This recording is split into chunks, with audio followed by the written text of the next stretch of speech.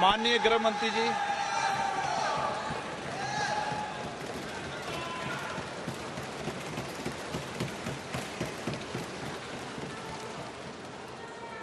माननीय अध्यक्ष जी, सबसे पहले मैं आपका धन्यवाद करना चाहता हूं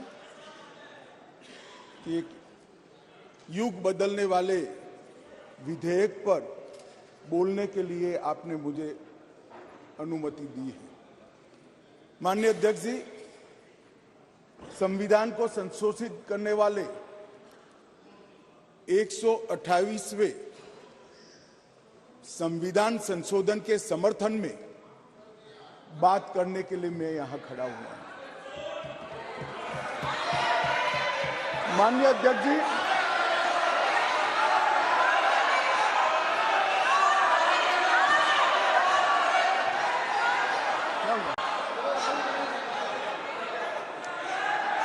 माननीय अध्यक्ष जी, जिसको जाना है डरिए मत, डरिए मत। अरे भाई डरो मत। नो, जिसको जाना है जाने दिया से क्यों?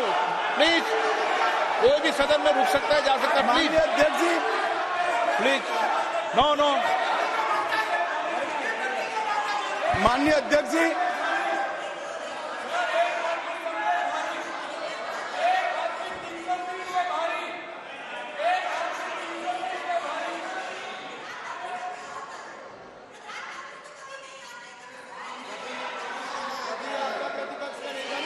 माननीय गृह मंत्री जी। माननीय अध्यक्ष जी,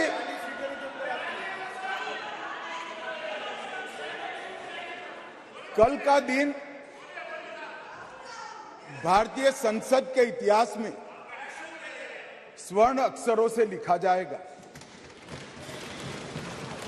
कल गणेश चतुर्थी थी, कल संवत्सरी थी, कल नए सदन का पहली बार कार्य का श्री गणेश हुआ और कल ही के दिन वर्षों से जो लंबित था वो महिलाओं को आरक्षण अधिकार देने का बिल इस सदन में पेश हुआ। माननीय अध्यक्ष जी, आपके माध्यम से मैं इस सदन के नेता और देश के प्रधानमंत्री श्रीमान नरेंद्र मोदी जी को हृदय से साधुवाद देना चाहता हूं कि 140 करोड़ की आबादी में 50% जिसका हिस्सा है वो मातृशक्ति को सच अर्थ में सम्मानित करने का काम माननीय प्रधानमंत्री जी ने किया। माननीय अध्यक्ष जी, ये जो संविधान संशोधन है, ये संविधान संशोधन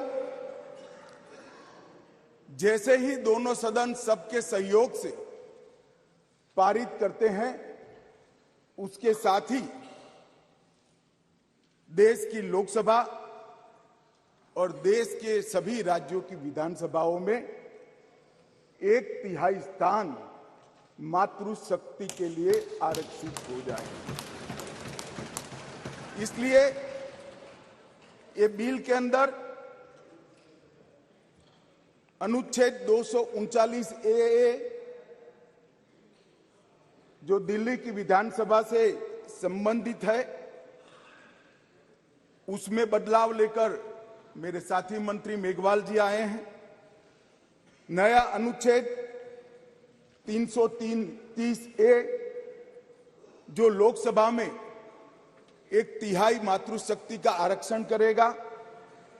नया अनुच्छेद 332 ए जो राज्यों की विधानसभा में 1/3 मातृशक्ति का आरक्षण करेगा और इसके साथ साथ एससी और एसटी वर्ग के लिए जितनी भी सीटें रिजर्व है उसमें भी 1/3 सीटें मातृशक्ति के लिए आरक्षित हो जाएगी।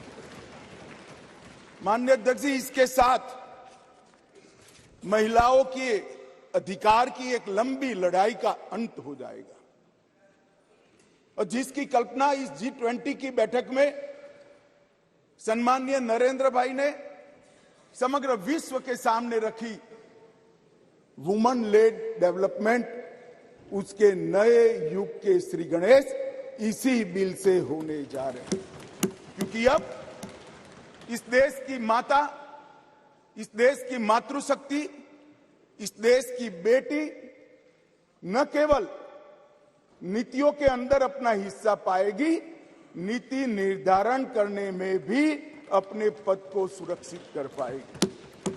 माननीय अध्यक्ष जी, कुछ पार्टी के लिए महिला सशक्तिकरण एक पॉलिटिकल एजेंडा हो सकता है। कुछ पार्टियों के लिए महिला सशक्तिकरण, माननीय अध्यक्ष जी, एक राजनीतिक मुद्दा हो सकता है। कुछ पार्टियों के लिए महिला सशक्तिकरण का नारा ये चुनाव जीतने का एक हथियार हो सकता है, परंतु मेरी पार्टी और मेरे नेता नरेंद्र मोदी जी के लिए महिला सशक्तिकरण राजनीतिक मुद्दा नहीं है।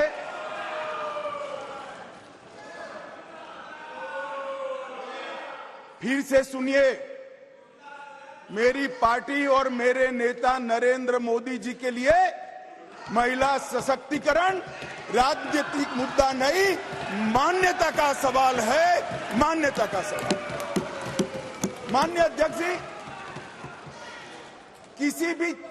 किसी भी सिद्धांत के लिए किसी व्यक्ति या संस्था इसका आकलन करना है कि सिद्धांत के प्रति मान्यता कितनी दृढ़ है, तो कोई एक घटना, कोई एक कदम से नहीं बनाया जा सकता।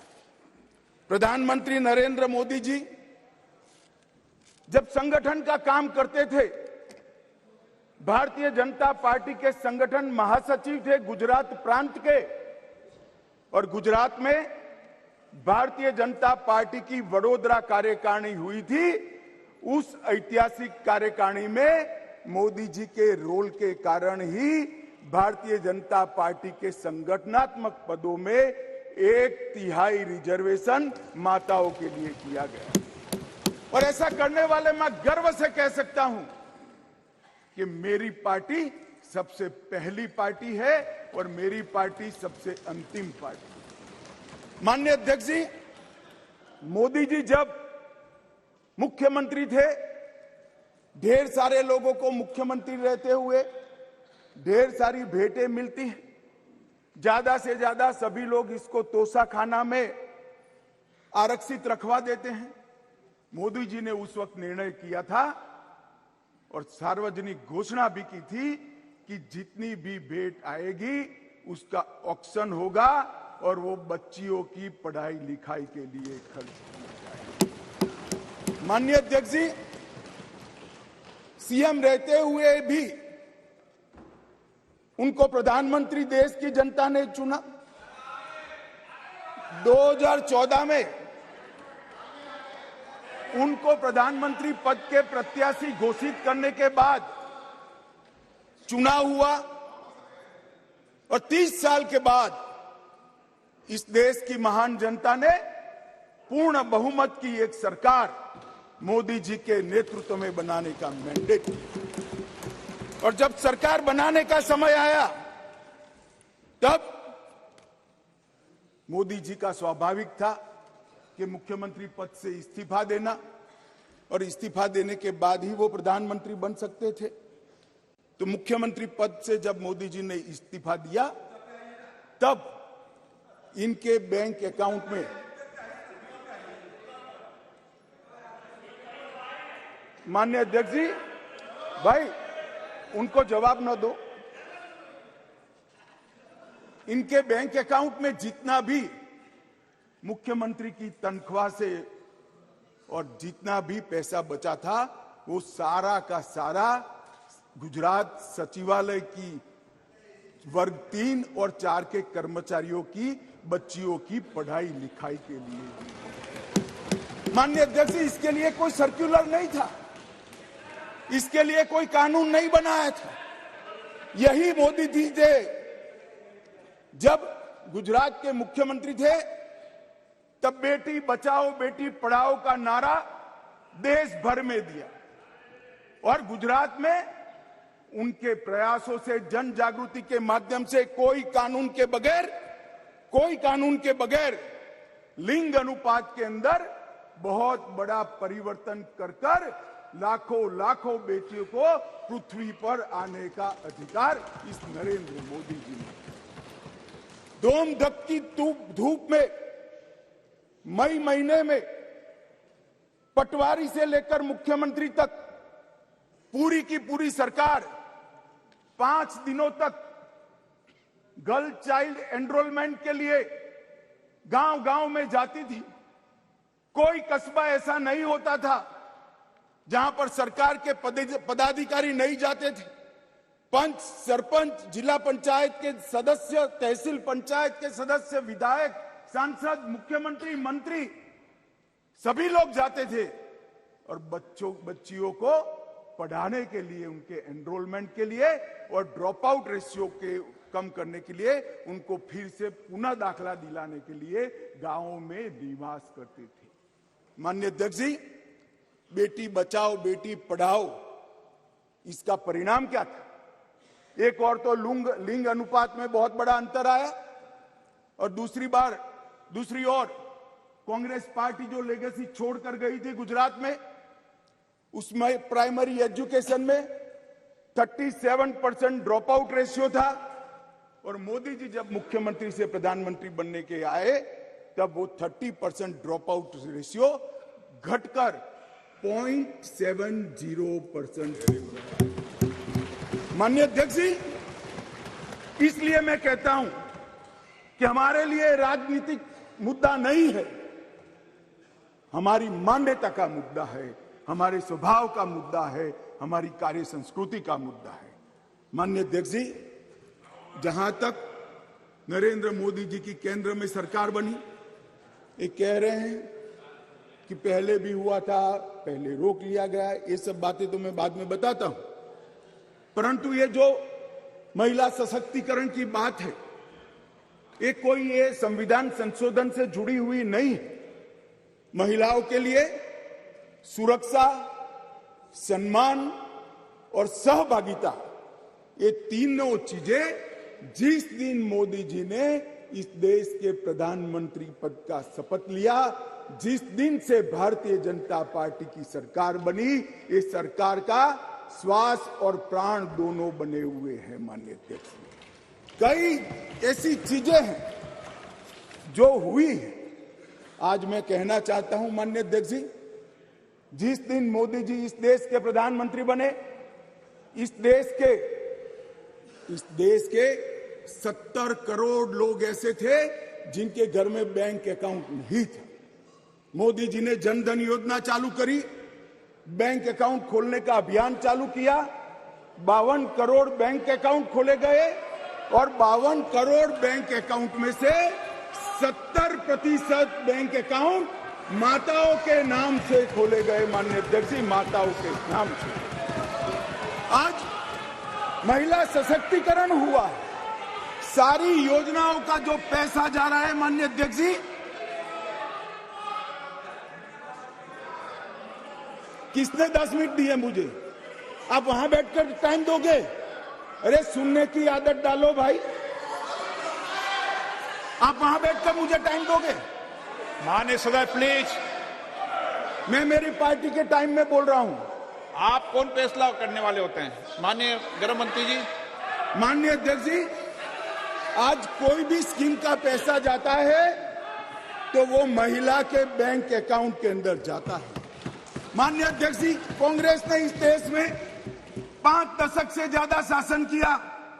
11 करोड़ परिवार ऐसे थे जहां शौचालय नहीं था। गरीबी हटाओ के नारे दिए, मगर गरीबों की कोई व्यवस्था नहीं कर पाई थी। और जब एक घर में एक शौचालय नहीं होता है तो मान्यवर, सबसे ज्यादा तकलीफ युवा बेटी, बहन और मां को होती है। मान्यवर, शौचालय न होने की पीड़ा तो वही जान सकते हैं जिनके घर में युवा बेटी हो और शौचालय न हो। 11 करोड़ घर ऐसे थे जिनके घर में शौचालय नहीं था, मोदी जी ने पहले 5 साल के अंदर ही 11 करोड़ 72 लाख